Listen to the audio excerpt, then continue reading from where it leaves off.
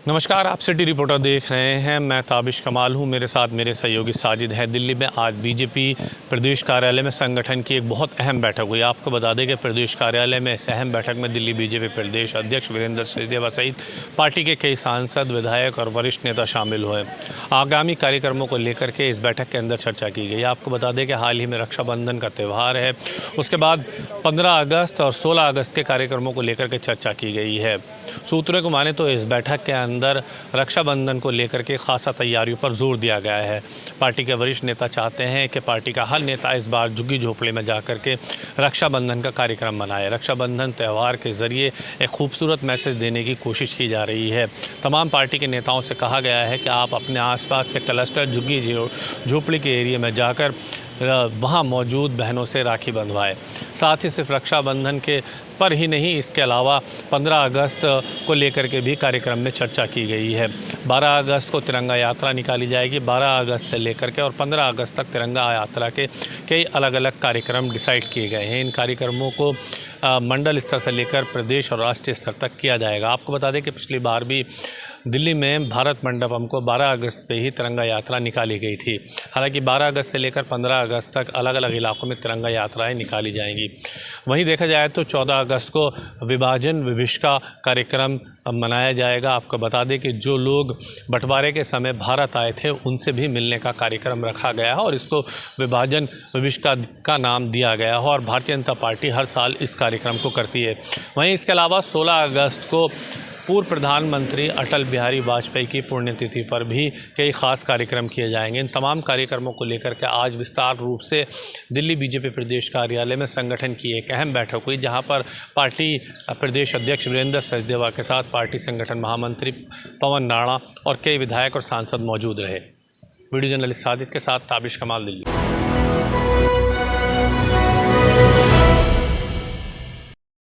एक बार तो किसानों के लिए मुंबई बंद होनी चाहिए। शिव तीर्थ पर बच्चू कडू और राज ठाकरे की ऐतिहासिक मुलाकात। नमस्कार, आप देख रहे हैं जेके 24/7 न्यूज का खास कार्यक्रम सिटी रिपोर्टर। मैं हूं आपके साथ इरशाद अहमद। बात करते हैं आज दो बड़े नेताओं की मुलाकात की। मुंबई ने अब तक कई बार राजनीति के लिए बंद देखा है, लेकिन अब वक्त आ गया है कि एक बार ये मुंबई थमे, उस किसान के लिए जो देश का अन्नदाता है। आज मुंबई की ऐतिहासिक शिव तीर्थ पर दो सख्त, बेबाक और जनहित के लिए खड़े रहने वाले नेता मिले। प्रहार जनशक्ति पार्टी के प्रमुख बच्चू कडू और महाराष्ट्र निर्माण सेना के प्रमुख राज ठाकरे। ये कोई औपचारिक भेंट नहीं थी, ये थी सरकार की खोखली कुर्सी नीतियों के खिलाफ एक सीधी ललकार। राज ठाकरे ने साफ शब्दों में कहा, किसानों का स्वागत मुंबई करेंगी, उनका संरक्षण भी मुंबई करेंगी और न्याय की लड़ाई में गरज भी मुंबई ही करेंगी। बच्चू कडू का सीधा सवाल था, जो किसान सब कुछ हार चुका है, उसे अब सिर्फ घोषणाएं नहीं, हक चाहिए। शिव तीर्थ की इस बैठक में मनसे के वरिष्ठ नेता बाला नांदगांवकर भी मौजूद रहे। नेताओं का स्पष्ट मत था, अब न झंडा देखा जाएगा न जात पात, ये लड़ाई सिर्फ और सिर्फ अन्नदाता के सम्मान की है। किसान आज भी कर्ज में डूबा है, सरकार सिर्फ वादे करती है, न हमी भाव न समय पर कर्ज माफी, और आत्महत्याओं का सिलसिला थमने का नाम नहीं ले रहा है। आगामी हमी भाव यात्रा मराठवाड़ा से शुरू होगी। राज ठाकरे ने इस यात्रा में शामिल होने का वादा भी किया है। 2 अक्टूबर को सिर्फ गांधी जयंती नहीं, बल्कि ये तारीख अब किसानों की आत्मसम्मान की नई शुरुआत बनेगी। शिव तीर्थ से जली मशाल अब मुंबई की गलियों में जलेंगी। किसानों के लिए यह आंदोलन रुकेगा नहीं, झुकेगा नहीं और टूटेगा भी नहीं। कैमरा पर्सन बाकिर अंसारी के साथ मैं इरशाद अहमद, जेके 24/7 न्यूज, अमरावती।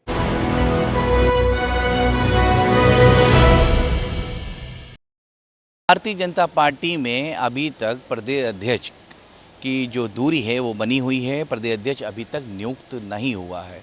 आखिरकार पहली बार भारतीय जनता पार्टी में इतना विलम्ब हो रहा है प्रदेश अध्यक्ष को बनाने में।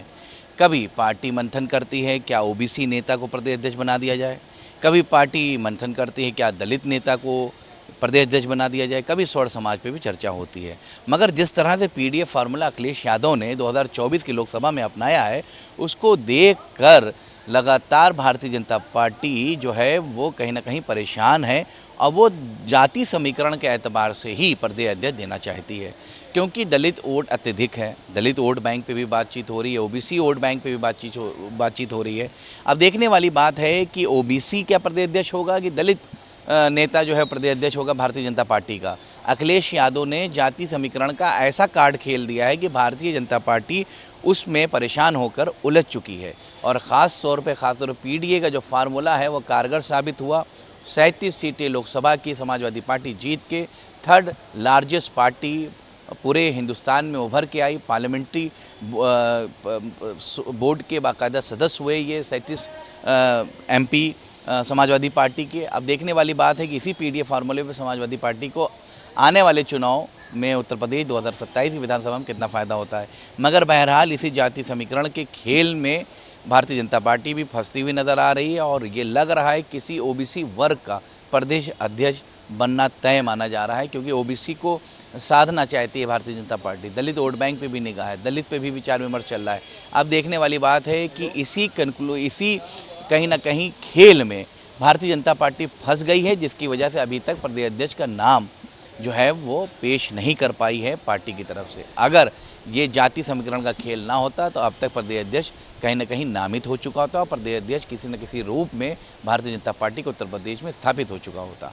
मगर रेस में बहुत से नाम हैं, मगर भारतीय जनता पार्टी के लिए कहा यह जाता है कि जब तक कोई चीज़ क्लियर ना हो तब तक किसी का अनाउंसमेंट या किसी के बारे में रशाकशी या किसी के बारे में आप यूँ कहिए कि आप अपनी तरफ से प्रिडिक्शन कर दें, ये वाजिब नहीं होगा। क्योंकि भारतीय जनता पार्टी में ये होता है जिसके नाम की ज़्यादा चर्चा होती है और कहीं ना कहीं नाम उसका बिहाइंड हो जाता है, एक नया नाम आ जाता है। तो आने वाला कल तय करेगा भारतीय जनता पार्टी की तरफ से प्रदेश अध्यक्ष होने वाला कौन है। मगर फिलहाल कहीं ना कहीं भारतीय जनता पार्टी पीडीए के फार्मूले में फंसती हुई नज़र आ रही है, जिसकी वजह से अभी तक प्रदेश अध्यक्ष नामित नहीं हो पाया। कैमरा किशन के साथ रजाबाद लखनऊ जी के।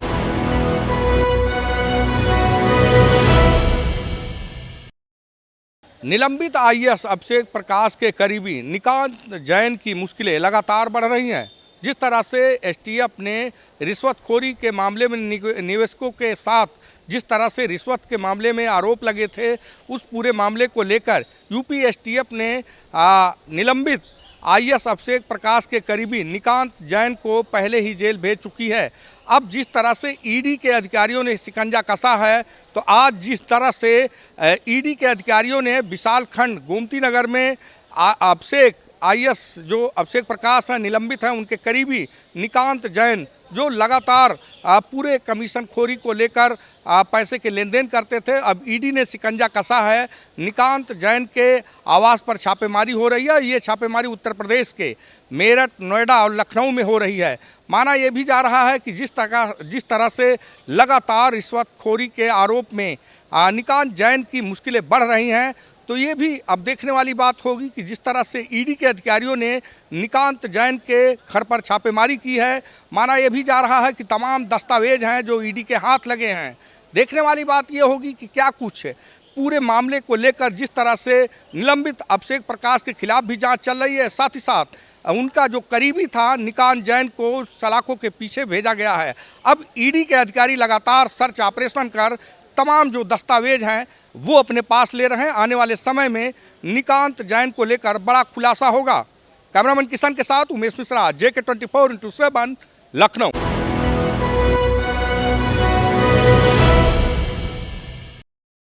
नमस्कार, आप देख रहे हैं सिटी रिपोर्टर। मैं हूं मनीष कुमार। इस वक्त जो है बिहार की राजनीति में जो है काफी उठापटक जारी है।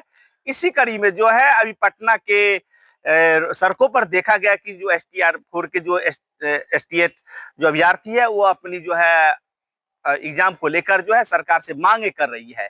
उनका कहना है कि जब नीतीश कुमार जी सबकी मांगे पूरी करते हैं, 200 यूनिट बिजली के जगह जो है 125 यूनिट बिजली मुफ्त करते हैं, रसोईया का मानदेय बढ़ाते हैं, आंगनबाड़ी का मानदेय बढ़ाते हैं, तो फिर हमारा जो है फिर से अभियोजन क्यों नहीं, मेरा परीक्षा क्यों नहीं। उन्हीं मांगों को लेकर जो है पटना के सड़कों पर जो है इनकलाब जिंदाबाद के नारे लगा रहे हैं और अपनी मांगों को लेकर जो है अभ्यर्थी जो है पूरे एकदम जो है पटना में जो है चप्पा चप्पा छा रहे हैं। अब देखना है कि नीतीश कुमार जी जो है क्या इस पर जो है करते हैं, या प्रशासन को आगे करते हैं, लाठी चलवाते हैं, या अभ्यर्थियों की मांग को जो है पूरा करते हैं। बार बार देखा गया है नीतीश कुमार जी जो अभी सरकार में है और मुख्यमंत्री है, पहले प्रशासन को आगे करते हैं, पहले लाठी से पिटवाते हैं, फिर जो अभ्यर्थियों का मांग होता है फिर उनकी मांगों को पूरा करते हैं। इससे पहले भी आप देखे होंगे कि जब अभ्यर्थी जब डोमिसाइल नीति को लेकर जो है पटना में अपनी मांगों को लेकर जो है धरना और प्रदर्शन कर रहे थे, यही सरकार है नीतीश कुमार जी, इन्हीं के पुलिस बल ने अभ्यर्थियों के ऊपर जो है पटना के अंदर जो है लाठियां चलाई, जिससे कई अभ्यर्थी को जो है हाथ टूटे, सर फूटे।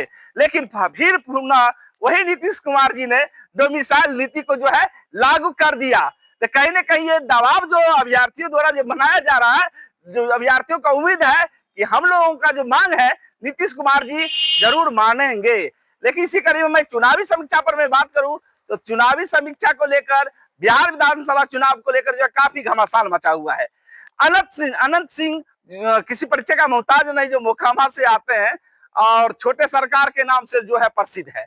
उन्होंने कहा कि अगर हमें जो है नीतीश जी अगर टिकट देते हैं या तेजस्वी प्रसाद यादव के खिलाफ तो उनके खिलाफ मैं चुनाव लड़ूंगा। लेकिन इसी पर कटाक्ष करते हुए जो जदयू के जो प्रवक्ता है नीरज कुमार, वो कह रहे हैं कि जब टिकट मिले नहीं और इससे पहले ही जो मांग कर रहे हैं नीतीश कुमार जी दे, ये तो पार्टी का नेतृत्व है कि किसको टिकट देना है किसको नहीं देना है। अभी तो मिला नहीं है लेकिन पहले से ही अपनी मांग को रख रहे हैं। कहीं ना कहीं ये दर्शा रहा है कि मोकामा से अनंत सिंह को जो झटका लगने वाला है, वहां पर जदयू कोई और उम्मीदवार जो है दे सकते हैं। आप देख रहे थे सिटी रिपोर्टर में अपने सहयोगी कैमरामैन के साथ समस्तीपुर बिहार से।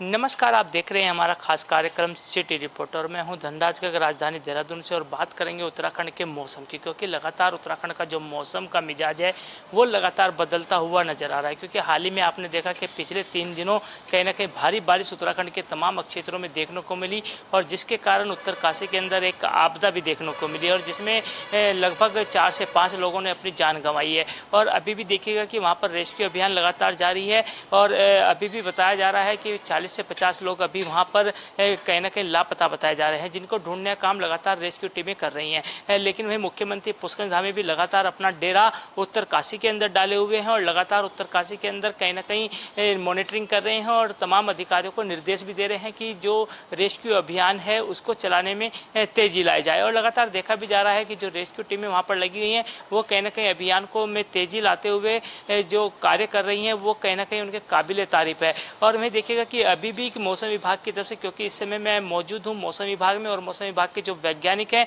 इसको लेकर कई सवाल खड़े हुए हैं आपदा को लेकर। क्योंकि शुरुआती दौर में पता लगा था कि बादल फटने के कारण कहीं ना कहीं ये हादसा हुआ है, लेकिन मौसम वैज्ञानिक की तरफ से साफ तौर पर कहा गया है कि इसको मौसम की वजह से यानी कि बादल फटने की वजह से यह हादसा नहीं हुआ है, बल्कि इसका कोई और कारण है जिसकी अध्ययन करना अति आवश्यक है। क्योंकि जो बादल फटने की जो घटनाएं होती हैं वो 100 mm बारिश होने के बाद कहीं ना कहीं उसको बादल फटना कहा जाता है, लेकिन इतनी बारिश वहाँ पर 5 तारीख को नहीं हुई है, ये कहना मौसम वैज्ञानिक का है। लेकिन मैं देखिएगा कि इसका अध्ययन करना भी कहीं ना कहीं जरूरी है कि आखिर ये जो आपदा आई है वो किस कारण से आई है, क्या कोई झील फटी है या फिर ग्लेशियर पिघला है, ये आने वाला वक्त बताएगा कि जब इस पर अध्ययन किया जाएगा। लेकिन मैं देखिएगा कि अभी आने वाले 3 दिन भी कहीं ना कहीं उत्तराखंड पर भारी गुजर सकते हैं, क्योंकि मौसम वैज्ञानिक की तरफ से कहा गया है कि आज भी जो पहाड़ी क्षेत्र हैं वहाँ पर भी कहीं ना कहीं भारी बारिश होने की संभावना है और 8 तारीख और 9 तारीख को भी कहीं ना कहीं पूरे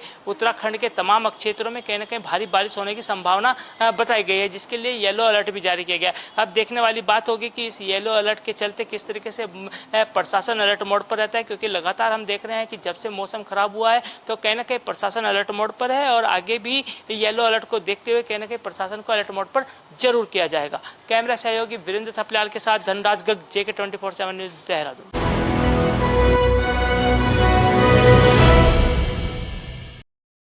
नमस्कार दोस्तों, स्वागत है आपका हमारे विशेष प्रोग्राम सिटी रिपोर्टर में और मैं देहरादून से धीरेन्द्र प्रताप सिंह आपके सामने हाजिर हूँ बड़ी खबर लेकर। उत्तराखंड में प्रकृति की तबाही के बाद आपदा एवं राहत एवं बचाव अभियान बहुत तेजी से चल रहा है। मुख्यमंत्री पुष्कर सिंह धामी फ्रंट फुट पे आकर के अधिकारियों का और एजेंसियों का मनोबल बढ़ा रहे हैं। न केवल उत्तरकाशी जिले में बल्कि प्रदेश के अलग अलग हिस्सों में पिछले कई दिनों से हो रही बरसात ने काफ़ी कहर बरपाया।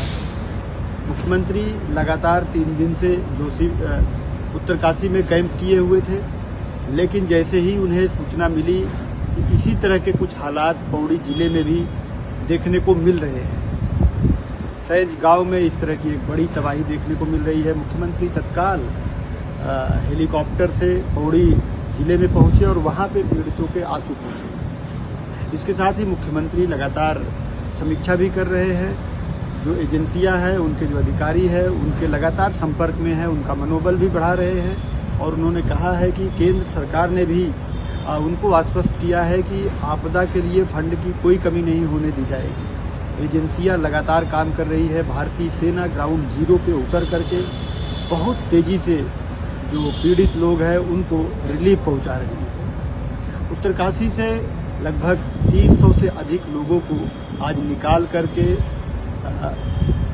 मातली हेलीपैड पहुंचाया गया और वहां से उनको अलग अलग उनके गंतव्यों के लिए रवाना किया गया। मुख्यमंत्री पौड़ी पहुंचे, वहां उनके साथ कैबिनेट मंत्री धन सिंह रावत भी थे, वहां के पीड़ितों से मिले और वहां के प्रशासन को सख्त ताकीद की कि यहाँ किसी भी तरह की दिक्कत ना आए, जो आपदा पीड़ित है उनको तत्काल राहत पहुँचाई जाए, उनकी चिकित्सा कराई जाए, उनको आर्थिक सहायता दी जाए। मुख्यमंत्री के फ्रंट फुट पे आने से प्रशासन भी काफ़ी चौकन्ना है। आर्मी लगातार जो है राहत एवं बचाव कार्य में जुटी है। राज्य सरकार की एजेंसियां, चाहे SDRF हो, आपदा विभाग हो, पुलिस बल हो, PWD हो, BRO हो या फिर भारतीय सेना, सब लगातार कोऑर्डिनेशन में इस बड़ी चुनौती से निपटने की कोशिश कर रहे हैं। कैमरा सहयोगी संजीव शर्मा के साथ JK 24/7 के लिए देहरादून से धीरेन्द्र प्रताप सिंह।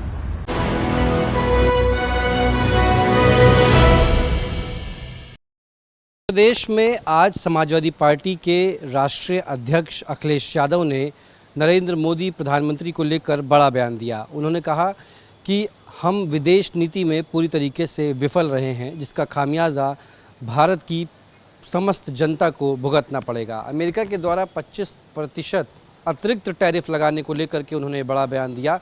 उन्होंने कहा कि हम भी विदेश नीति को समझते हैं, मगर विदेश नीति इस सरकार में जिस तरह से चौपट हुई है उस तरीके से किसी भी सरकार में चौपट नहीं हुई।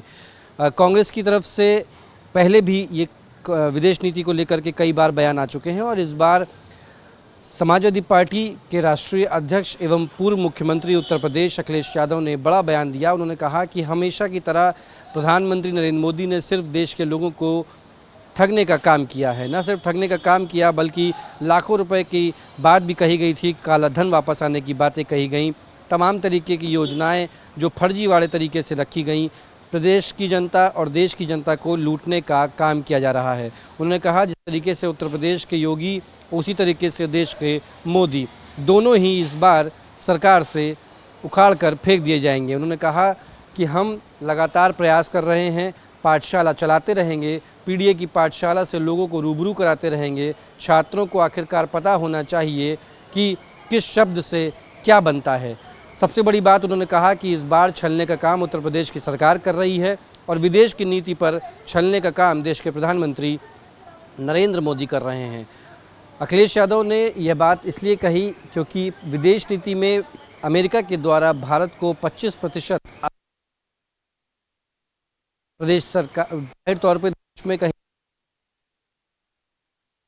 जेब से वसूला जाएगा। सीधे तौर पे इस भार को देखते हुए अखिलेश यादव ने कटाक्ष करते हुए कहा कि यह भार आम जनता पर नहीं पूरे देश पर है। एक तरफ जहां चुनाव, वहीं अमेरिका से किस प्रकार की ऑपरेशन सिंदूर को लेकर के अमेरिका शांति दूत बनकर आता है, वहीं दूसरी तरफ हमारे ही देश पर 25% का टैरिफ जोड़ता है और हमारे देश के प्रधानमंत्री वहां जाकर सर झुका लेते हैं। इन तमाम बातों को लेकर अखिलेश यादव ने बड़ा तंज कसा और देश की सरकार पर, नरेंद्र मोदी पर बड़े तंज कसे। वीडियो जर्नलिस्ट सुमित के साथ गौरव पांडे, JK 24/7 न्यूज़, लखनऊ।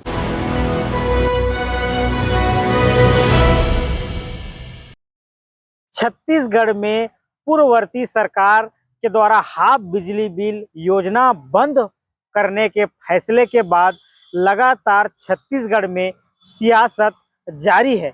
वहीं इस योजना को बंद करने के विरोध में आज कांग्रेस ने जो है बड़े प्रदर्शन किए।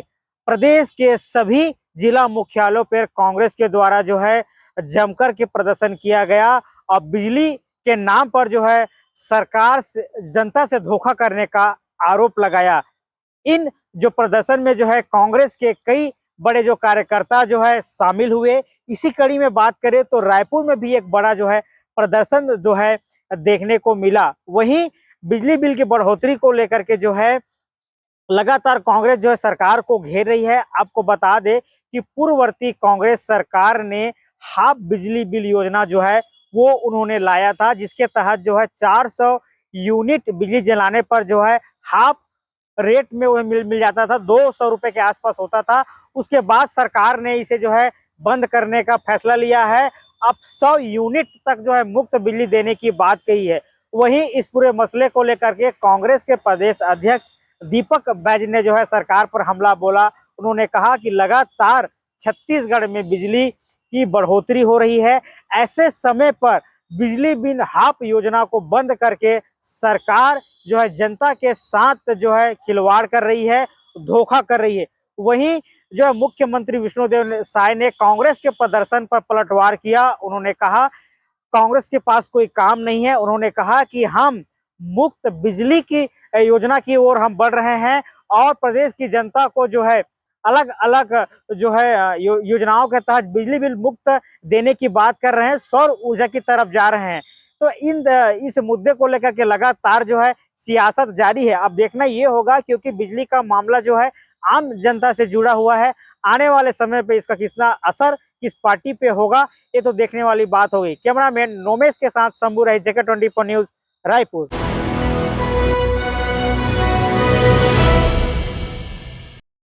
नमस्कार, आप देख रहे हैं हमारा खास कार्यक्रम सिटी रिपोर्टर। मैं हूं विजेंद्र सिंह, उत्तर प्रदेश के जनपद संभल से। बात करेंगे संभल में सबसे बड़ी खबर की। आपको बता दें, जनपद संभल में आज जो उत्तर प्रदेश के सूबे के मुखिया हैं योगी आदित्यनाथ, वो जनपद संभल पहुंचे और ये जो कार्यक्रम है, जनसभा है, वो नवीन पुलिस लाइन में की गई। इसका कार्यक्रम था 10 बजे मुख्यमंत्री को पहुंचना था, लेकिन वो आधे घंटे से भी ज़्यादा लेट पहुंचे और पहुंचने पर मुख्यमंत्री ने यहां पर जनपद संभल को बहुत बड़ा तोहफा दिया है। आपको बता दें, जनपद संभल जो है वो 2011 में तत्कालीन सरकार रही, मायावती सरकार में इसका जिला बना था और जिला जो है बदायूं की गुन्नौर तहसील और मुरादाबाद के चंदोसी और संभल को जोड़ करके इसको जिला बनाया गया था। लेकिन आपको बता दें, सरकार बदली लेकिन मुख्यालय नहीं बन पाया, और सरकार बदली तो सपा सरकार में भीमनगर नाम से जनपद का नाम संभल रखा गया, लेकिन जिला मुख्यालय फिर भी जनपद संभल को नहीं मिला। आपको बता दें, आज मुख्यमंत्री योगी आदित्यनाथ ने पहुंचकर तोहफे के रूप में यहां पर स्थायी जिला मुख्यालय का शिलान्यास किया और आपको बता दें 200 से अधिक योजनाएं और परियोजनाओं का लोकार्पण और शिलान्यास किया। आपको बता दें 600 करोड़ से अधिक की लागत से इस जनपद को सजाया जाएगा। मुख्यमंत्री ने आधे घंटे से अधिक के भाषण में तमाम जो पार्टियां थी उन पर जमकर बरसे, जो विपक्ष था उन पर जमकर आरोप लाए। योगी आदित्यनाथ ने कहा कि जिस तरह से कांग्रेस की जो सरकार थी वो हत्याएं कराती थी और सपा सरकार उन पर पर्दा डालने का काम करती थी। योगी आदित्यनाथ ने और शास्त्रों का नाम लेते हुए कहा कि संभल में भगवान कल्कि का जो अवतार है वो यही संभल में होना है, ऐसा शास्त्र और वेद कहते हैं। इन वेदों को और शास्त्रों को और यहाँ के धर्म तीर्थ स्थलों को जो दबंग थे, दुराचारी थे, उन्होंने यहाँ दबाने का काम किया, उनको नष्ट करने का काम किया। अब सरकार, योगी सरकार जो है वो लगातार ऐसे लोगों पर कार्रवाई कर रही है और उनको जेल भेजने का काम कर रही है। अगर कोई और व्यक्ति इस तरह की घटना, इन जो तीर्थ हैं उन्हें दबाने का प्रयास करेगा या उनको चोट पहुंचाने का काम करेगा तो उनके खिलाफ सख्त कार्रवाई की जाएगी। उन्होंने 68 तीर्थ और 19 कूपों का भी सौंदर्य करने की बात कही। आपको बता दें, तमाम योजना और परियोजनाओं की सौगात देने के बाद योगी मुख्यमंत्री यहां से रवाना हो चुके हैं और उन्होंने बहुत बड़ी सौगात जनपद संभल को दी है। मैं अपने सहयोगी जर्नलिस्ट के साथ विजेंद्र सिंह, JK24 न्यूज, जनपद संभल।